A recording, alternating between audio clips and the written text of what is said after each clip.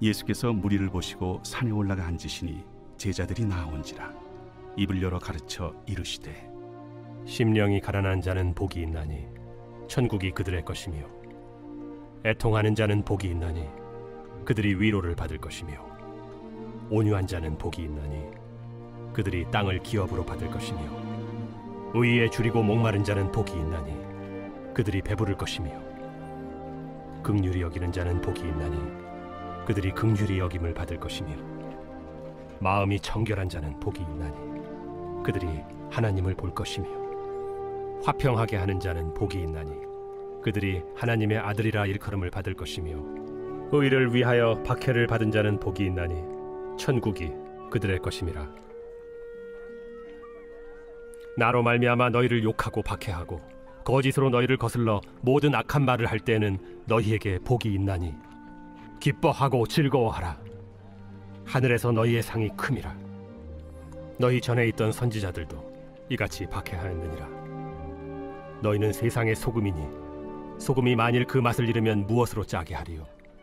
후에는 아무 쓸데없어 다만 밖에 버려져 사람에게 밟힐 뿐이니라. 너희는 세상의 빛이라. 산 위에 있는 동네가 숨겨지지 못할 것이요, 사람이 등불을 켜서 말 아래 두지 아니하고 등경 위에 두나니 이러므로 집안 모든 사람에게 비치느니라. 이같이 너희 빛이 사람 앞에 비치게 하여 그들로 너희 착한 행실을 보고 하늘에 계신 너희 아버지께 영광을 돌리게 하라. 할렐루야. 오늘 함께 가정 예배를 드리는 여러분의 가정마다 하나님이 주시는 은혜가 함께하길 간절히 소망합니다. 사람은 누구나 행복한 인생을 살고자 합니다. 때문에 인생에 있어서 방향을 결정하는 중요한 선택의 기로 앞에서 나에게 얼마나 큰 이득이 되고 내 삶에 얼마나 더 윤택해질 수 있느냐에 따라서 그 기준을 두게 됩니다. 하지만 행복 우선주의의 선택이 과연 우리의 삶을 더 나은 삶으로, 윤택한 삶으로 이끌 수가 있을까요? 아닙니다. 여기엔 한 가지 오류가 있습니다. 인간의 행복은 절대로 만족할 수 없다라는 것입니다. 부자가 더 큰 재산이 있다고 해서, 연예인이 더 많은 인기를 누린다고 해서, 권력자가 더 큰 힘을 누린다고 해서 만족할 수 있을까요? 절대로 그렇지 않습니다. 더 많은 것을 갈구하고 결국 그것이 욕심이 되어 버릴 것입니다. 로또의 저주라는 말도 이와 같은 맥락에서 나오는 것 아닙니까? 더 큰 부를 누리게 되었지만 결국 허랑방탕하게 살아가다가 이전보다 못한 삶을 살게 되었다는 말을 여러분도 한 번쯤은 들어보신 적이 있을 겁니다.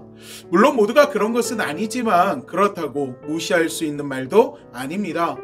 그렇다면 우리가 누릴 수 있는 진짜 행복은 어디에서 올까요?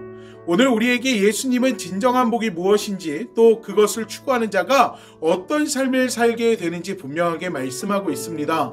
세상 사람들은 행복한 삶을 살고자 원하는 기준을 보면 그들은 이 땅에서의 삶을 기준으로 합니다.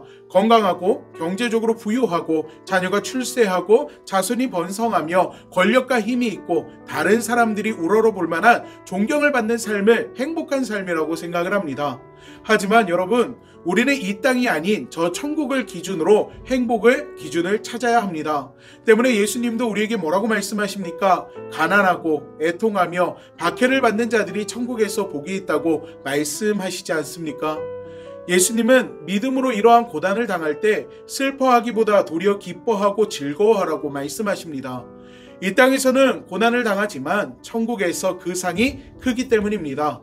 즉 우리는 천국의 복이 무엇인지를 알고 그 복을 추구하는 삶을 살아야 한다라는 것입니다.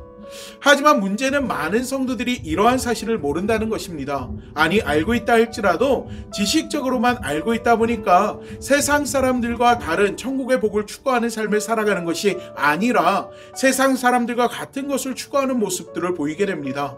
하나님의 뜻을 구하기보다 내가 원하는 것, 내가 필요로 하는 것, 그것들을 구하면서 내 욕망을 위한 하나님을 이용하고자 하는 모습들을 보이고 있다라는 것입니다. 예수님의 이러한 것들을 구하는 것이 이방인들과 다를 바 없다라고 말씀하십니다. 그리고 우리에게 분명하게 말씀하시는 것이 있죠. 먼저 하나님의 나라와 하나님의 의를 구하라는 것입니다. 그것이 우선이라고 그 우선순위를 우리에게 분명하게 말씀하고 있다라는 것입니다. 그리고 이것을 먼저 구할 때 하나님께서 모든 것을 더해 주시겠다라고 약속하고 있다라는 것이죠. 예수님을 믿는 사람은 세상의 사람들과 다른 삶을 살아야 합니다. 아니 살아갈 수밖에 없습니다. 구하는 것 자체가 세상 사람들과 다르고 살아가는 기준 자체가 다르기 때문입니다. 사랑하는 우리 믿음의 성도 여러분, 여러분의 삶은 세상과 얼마나 닮아 있습니까? 만약 구분할 수 없을 정도로 닮아 있다면 이 시간을 통해 분명한 변화가 있어야 될 줄로 믿습니다.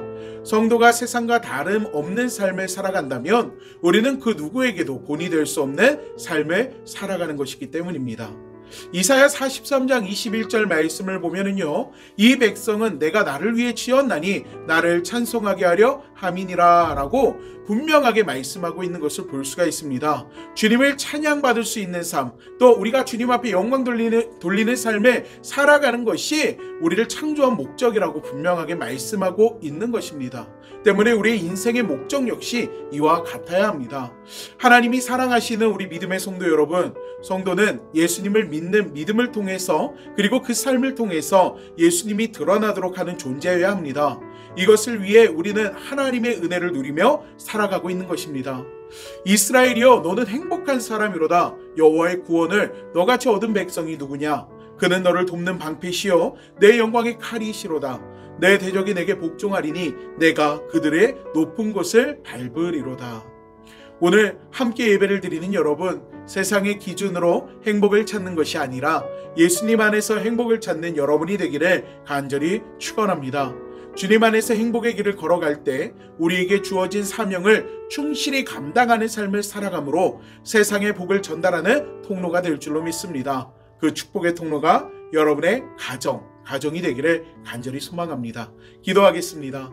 사랑의 하나님, 오늘 함께 예배를 드리는 우리 믿음의 성도들의 삶이 주님의 은혜를 전하는 축복의 통로가 되게 하여 주시옵소서. 세상 사람들과 똑같은 것을 구하고 똑같은 것을 바라보고 똑같은 것을 목적으로 삼아 살아가는 것이 아니라 우리가 오늘 함께 나눈 말씀처럼 천국의 복을 구하는 것이 우리의 기준이 되게 하여 주시고, 믿음 안에서 하나님께서 기뻐하신 일들을 하며 저 천국에 쌓일 그 상급을 기대하는 마음으로 살아갈 수 있는 저희들이 되게 하여 주시옵소서.